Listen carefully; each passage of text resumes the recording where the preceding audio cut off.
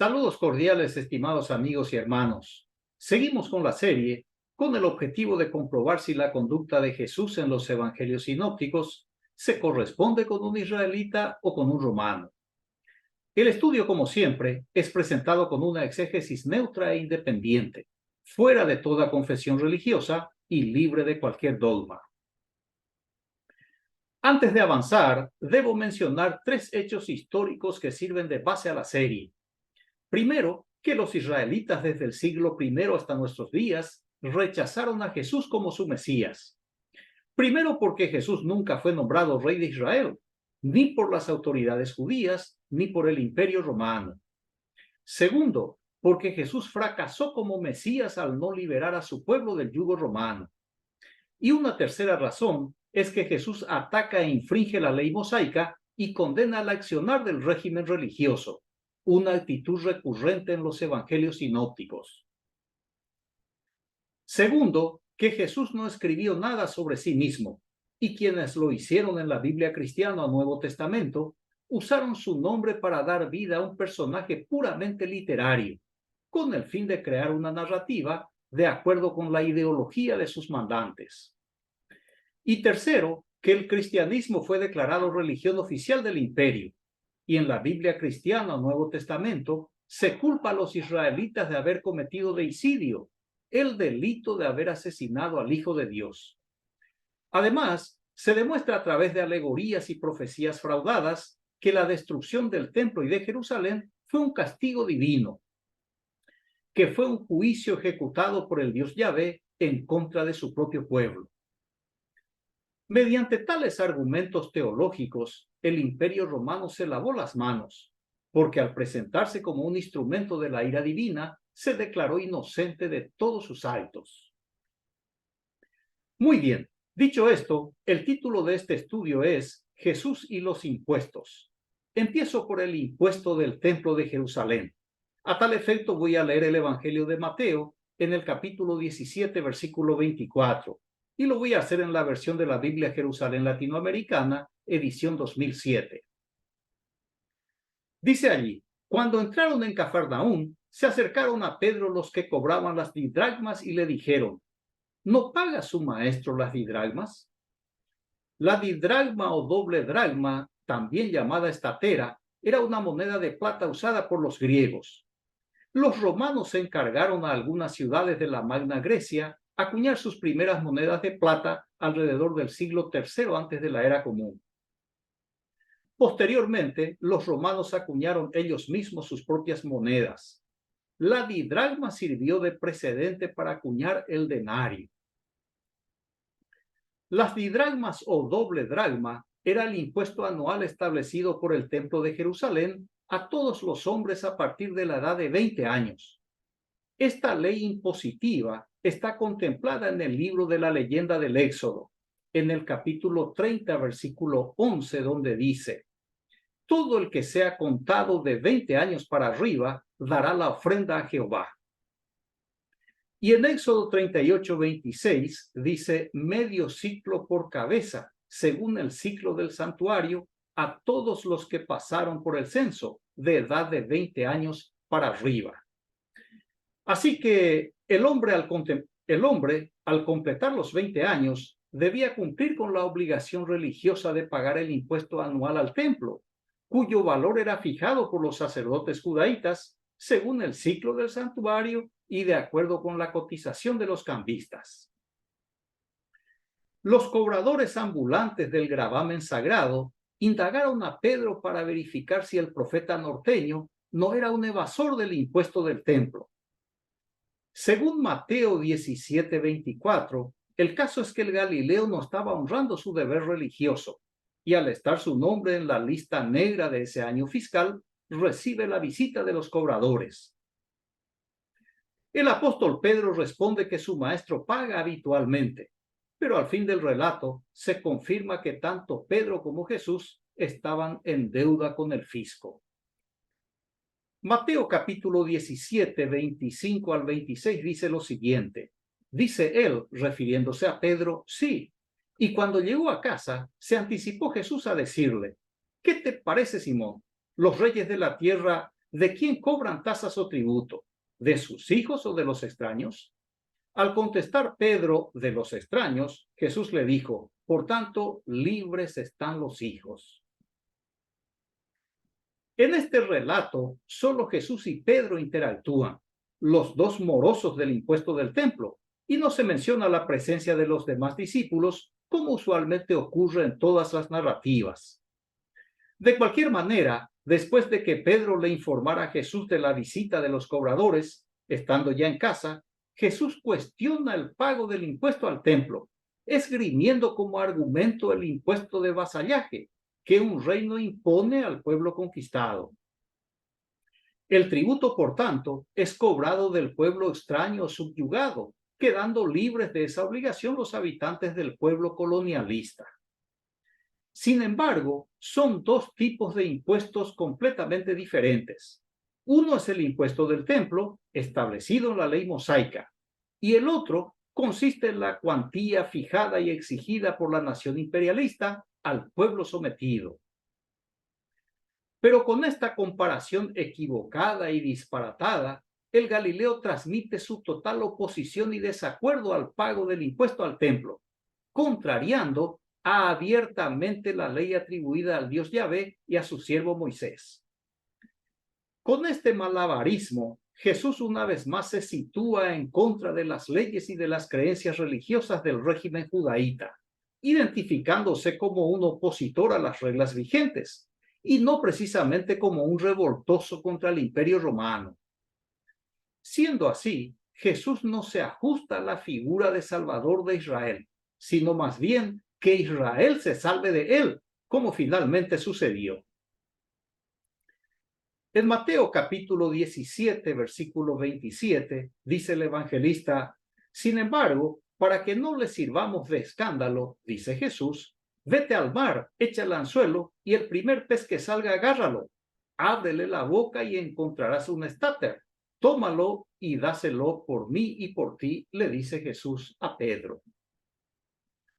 Después de declarar la postura contraria al pago de impuesto del templo, y para evitar ser acusados de evasores por el clero judaíta, y después tener que enfrentar alguna consecuencia indeseable e inimaginable, encomienda a Pedro la entrega de un estatero, el equivalente a 4 dracmas, para saldar así la deuda de ambos.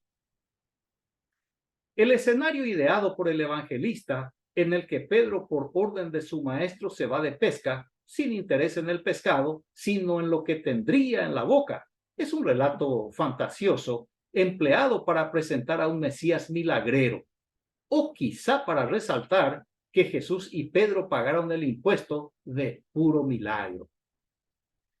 Muy bien, ya comprobamos que Jesús está en contra del pago del impuesto al templo de Jerusalén. Veamos ahora lo que piensa sobre el tributo al Imperio Romano. Evangelio de Marcos, capítulo 12, versículos 13 y 14. Dice allí, y envían hacia él algunos fariseos y herodianos para cazarlo en alguna palabra.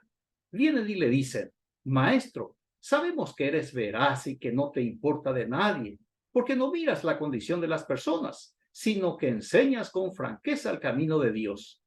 ¿Es lícito pagar tributo al César o no? ¿Pagamos o dejamos de pagar? El autor del Evangelio de Marcos crea la escena para que Jesús exprese su postura sobre la legalidad del pago de tributo a Roma.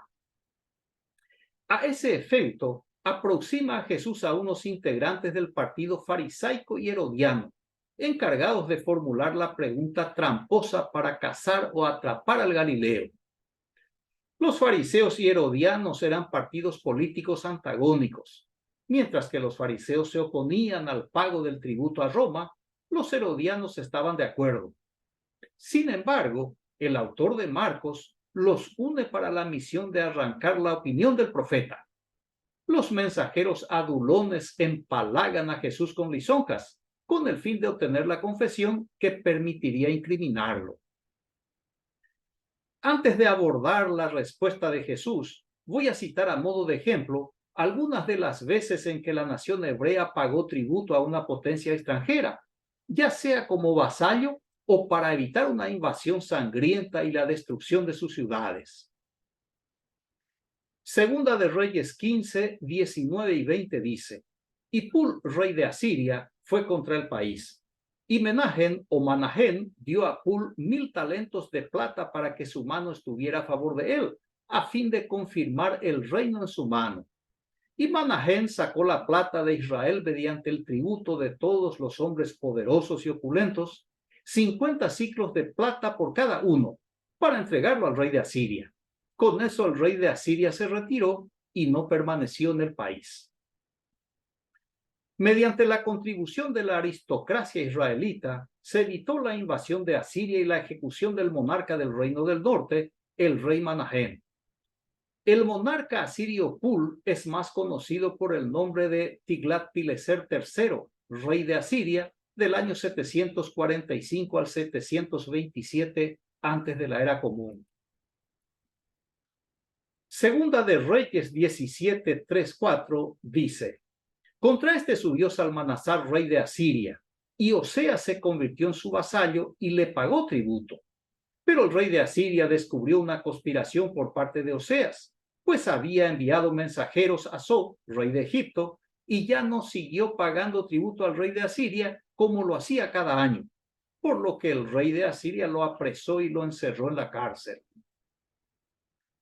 El reino del norte se convirtió en vasallo de Asiria y pagó el tributo anual impuesto por el rey Salmanasar. Cuando el rey Oseas suspendió el pago, fue destituido del trono y fue el último monarca de Israel o reino del norte hasta su caída definitiva en el año 721 antes de la era común. Más tarde, en el reino del sur, el faraón Necao, rey de Egipto, hizo tributario a Judá.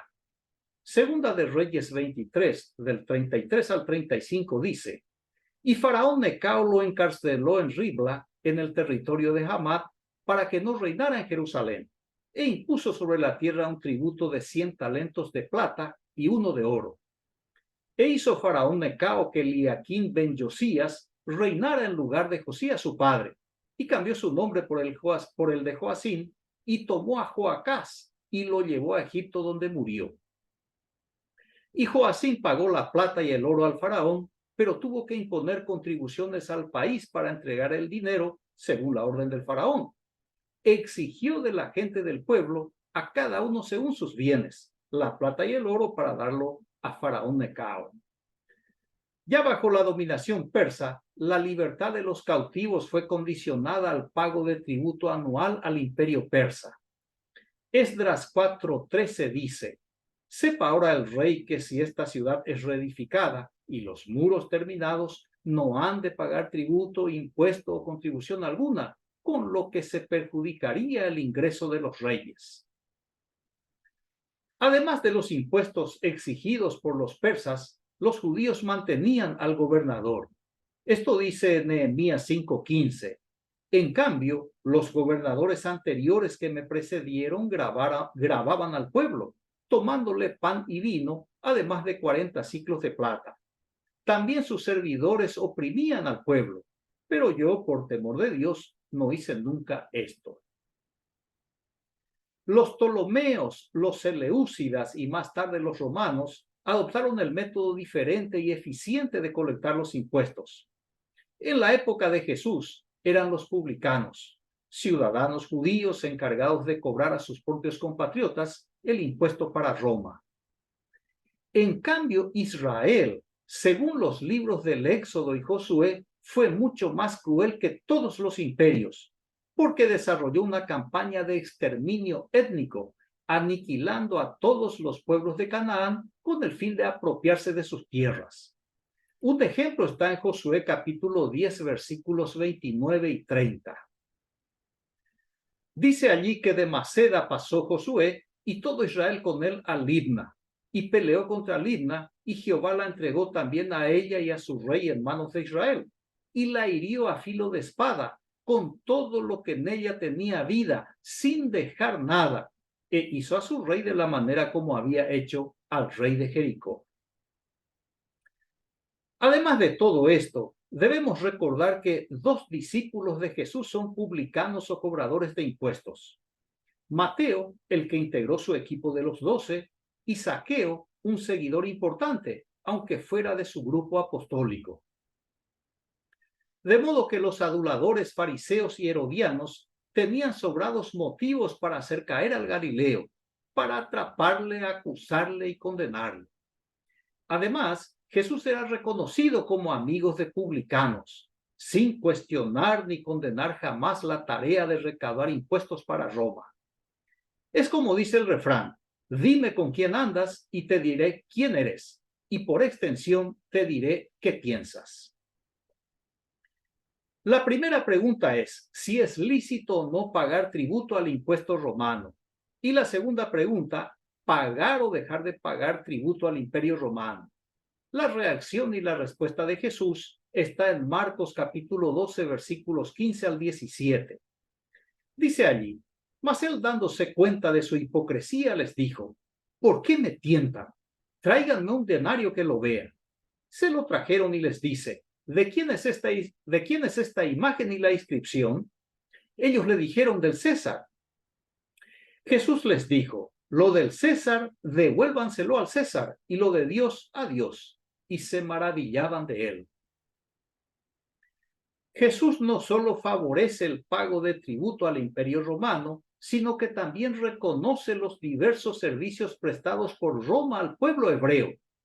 Debido a todos los beneficios recibidos, ordena que el monto tributario establecido se devuelva al César, en carácter de reconocimiento y agradecimiento por los favores obtenidos. En cambio, el impuesto religioso pagado en nombre de Yahvé al templo es un barril sin fondo, porque nunca beneficia al pueblo. El único favorecido es el régimen sacerdotal. El servicio romano, en cambio, es tangible, es real, mientras que el servicio divino es irreal, es ilusorio. Por esta causa, Jesús está en contra del pago del impuesto al templo. Así que la discusión de los judíos sobre la legalidad o legitimidad del pago tributario no tiene sentido, porque es una obligación impuesta por el poder romano y, por lo tanto, no está sujeta a la opinión o a la voluntad del pueblo sometido. La ley no se discute, se cumple y punto. Y aunque la ley sea injusta, la ley es la ley. Muy bien, comprobamos que Jesús está a favor del pago del impuesto al imperio romano y manda que se le devuelva a Roma sin discusión alguna lo que le corresponde. Viendo que ordena pagar el tributo al imperio romano y se opone al pago del impuesto al templo de Jerusalén, Jesús se comporta como un romano y no como un israelita o judaíta. Además de lo expuesto, nos queda algo aún mayor que los impuestos examinados. Lucas capítulo 20 del 9 al 12 dice: se puso a decir al pueblo esta parábola. Un hombre plantó una viña, la arrendó a unos labradores y se ausentó por mucho tiempo. A su debido tiempo, envió a un siervo a los labradores para que le dieran una parte del fruto de la viña. Pero los labradores lo apalearon y lo despacharon con las manos vacías. Volvió a enviar otro siervo, pero también a él lo apalearon, lo insultaron y lo despacharon con las manos vacías. Tornó a enviar un tercero, pero también a este lo malhirieron y lo echaron. El arrendamiento del terreno sigue siendo común en nuestros días. El propietario alquila su campo a un agricultor a cambio de una parte de la cosecha o de una cuantía. Y por lo general es un agente o apoderado del arrendador el que recibe el pago acordado entre las partes. En la parábola, el propietario envió a su gente para que recibiera su parte según el trato, pero en vez de entregarle el pago, los inquilinos golpearon al cobrador y le soltaron con las manos vacías. Así procedieron con cada emisario en reiteradas ocasiones. Esta parábola es una adaptación del poema atribuido al profeta Isaías, que está en Isaías capítulo 5, y voy a leer los versículos 1 al 4. Dice allí: cantaré en nombre de mi amado un canto de amor respecto a su viña. Tuvo mi amado una viña en un collado fértil. La cavó y despedregó y plantó una preciosa cepa. Construyó una torre en su centro y cavó en ella un lagar. Esperó a que diera uvas pero dio a grazones. Y ahora, oh habitantes de Jerusalén y varones de Judá, juzgad entre mí y mi viña. ¿Qué más cabía hacer por mi viña que yo no hubiera hecho? Porque, esperando que diera uvas, dio a grazones. Como la parábola está basada en este poema, los oyentes sabían que la viña representaba al pueblo de Judá, el Dios Yahvé representaba al propietario de la tierra y los habitantes de Jerusalén representaban a los viñadores. Los oyentes también conocían la actitud perversa de los sacerdotes, quienes en lugar de escuchar a los profetas, les perseguían y encarcelaban, les torturaban y asesinaban. Lucas 20, 13 y 14 dice: dijo pues el dueño de la viña, ¿qué haré? Voy a enviar a mi hijo querido, tal vez lo respeten. Pero los labradores al verlo se dijeron entre sí: este es el heredero, matémoslo para que la herencia sea nuestra. Este es un segmento teológico, porque es improbable que un propietario, después de que sus cobradores fueran violentados, se le antoje enviar a su hijo esperando que le respeten. Sería una ingenuidad absurda. Más bien acudiría a un juez para que juzgue su causa, y eso con el primer cobrador golpeado, sin esperar que los actos de agresión se repitan. El otro componente teológico es la idea de que al asesinar al heredero se adueñarían de la propiedad. Esto es una fantasía. Primero, porque el propietario está vivo, y segundo, porque la muerte de un heredero no autoriza al arrendatario la toma de su propiedad. No existe ley alguna en el mundo que por la muerte del heredero de la tierra rentada, los inquilinos tengan el derecho de quedarse con la propiedad, estando con vida el dueño. La parábola ilustra una combinación de estupidez extrema con maldad exagerada. Lucas capítulo 20, versículos 15 y 16, dice: lo echaron fuera de la viña y lo mataron. ¿Qué hará ahora con ellos el dueño de la viña? Vendrá, dará muerte a estos labradores y entregará la viña a otros. Al oír esto dijeron: Dios no lo quiera. Al oír los escribas, fariseos y principales sacerdotes, acusaron el golpe y se horrorizaron ante la idea de perder la riqueza obtenida en la industria religiosa, el templo de Jerusalén. Dijeron: Dios no lo quiera. La sentencia del escritor de la parábola es la siguiente: se dará muerte a los labradores y la viña se dará a otros. Mateo capítulo 21, 40 y 41 dice: cuando venga pues el dueño de la viña, ¿qué hará con aquellos labradores? Le dicen: a esos miserables les dará una muerte miserable y arrendará la viña a otros labradores que le paguen los frutos a su tiempo. Según este texto, el problema de fondo es que, teniendo el dinero para efectuar el pago del tributo a Roma, no era entregado a su debido tiempo, y cuando se entregaba, no se daba la totalidad fijada para cada periodo.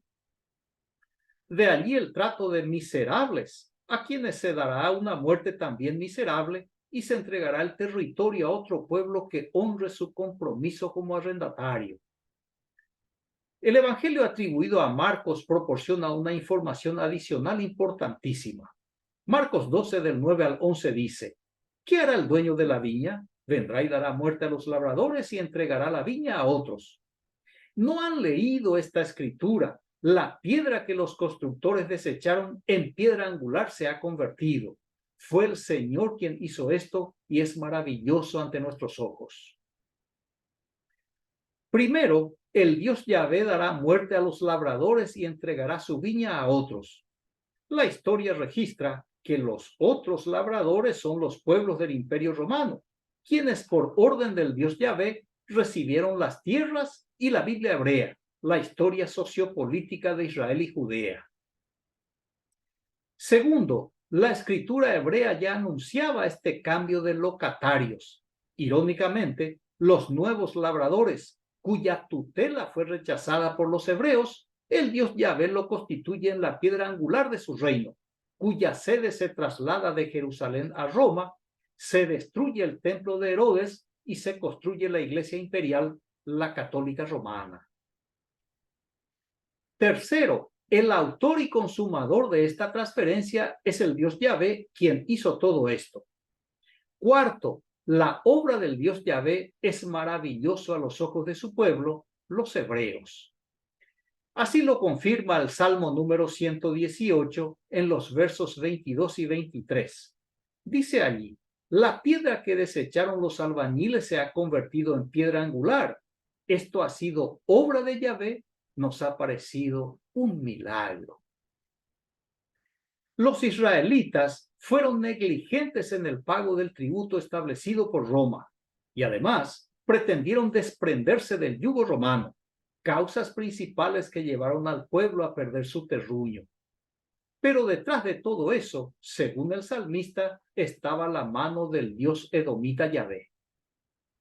Sobre esta supuesta decisión divina, la indignación de los miembros del régimen religioso fue fuerte, como era de esperarse. Y esto está en Marcos capítulo 12, versículo 12.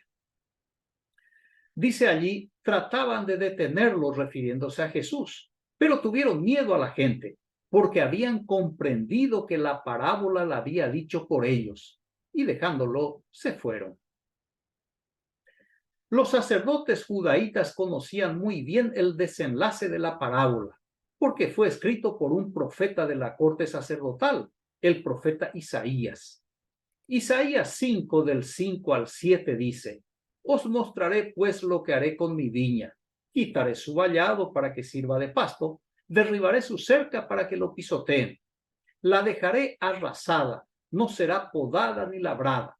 Le crecerán las zarzas y espinos, y a las nubes impondré mandato para que no lluevan sobre ella. La viña de Yahvé Sebaot es la casa de Israel, y los hombres de Judá su plantel preferido. Esperaba equidad, y he aquí iniquidad; rectitud, y he aquí acritud. ¿Cuántas veces habrán utilizado este poema los maestros de la ley, los escribas y fariseos, con el fin de amedrentar y amenazar al pueblo campesino, analfabeto y supersticioso?